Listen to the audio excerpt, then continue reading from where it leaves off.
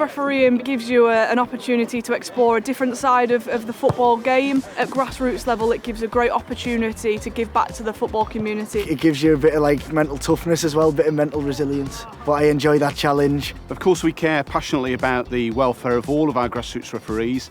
They are the lifeblood of football, and we really couldn't do this without them. So we're delighted to activate the trial for body cams in 4 corners of the country, in Essex, in Liverpool, in Middlesbrough and in Worcester. The whole purpose of this body cam trial is to see whether the use of body cams can provide that additional protection and support to referees in the grassroots settings. We started nearly 8 weeks ago. We've got a couple of games on today where 2 of the referees are going to be using a body cam. So far so good, yet to be activated. So I think that's a positive in that people are seeing them as a preventative device rather than one of cure. I've got the body camera on today, so what will happen if I need to switch this on, I will announce I'm switching the camera on, whistle or badge just when it's in the air. It's gone really, really well. We've had a great response so far from all those involved, whether that'll be referees or the competing teams. The introduction of the body cam has come at a very good time, I think, especially with what's in the media at the moment, clips that have happened in games where players have shown a lot of dissent to the referee and worse than that. The body cam is there to act as a very good deterrent. It's very much a safety net going into games at a weekend.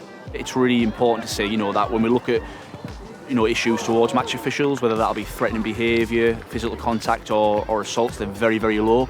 It's less than 0.25% across all games nationally. So it's really important that we do remember that grassroots football is played in a really positive environment, and there's a lot of really good experiences, and this trial really is for those minority of cases that we need to look at. The tech has evolved from cameras that we've built for police forces and security companies, so it's all encrypted. We want the whole system to be as easy for the referee to use as possible. There's no double switches or anything, so there's simply power on the camera at the beginning of the game. The way that you deploy the camera is by flicking this switch down, and the camera will then become live. It will also capture the 30 seconds prior to switching that button on, so then it enables a bit of context to be created around the situation that you've filmed. And what happens next then is the referee then takes that home, they plug that device in, they charge the device ready for the sort of next usage. And when that sort of is charging, what's happening is that footage, that incident, is being fed into a secure cloud within FAIT to then sort of couple the discipline report that the referee will submit on that particular game. The referee doesn't see the footage, they can't view it, they can't put it up on YouTube, they can't edit it, etc.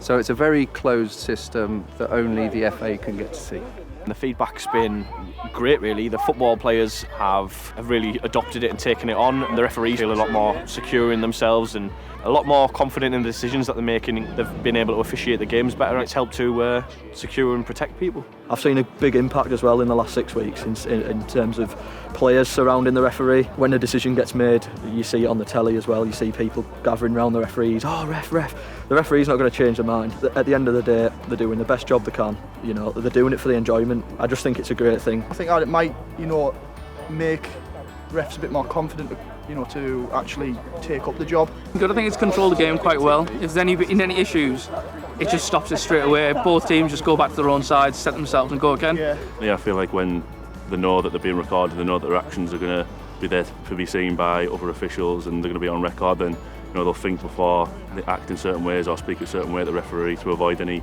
issues going forward. This is all about giving them that added level of confidence, that safety, that security. If we're going to continue to increase our referee numbers and retain our grassroots referees, it's really important that we explore every avenue possible to give them that sort of safety, that reassurance to go out and referee on mornings like today.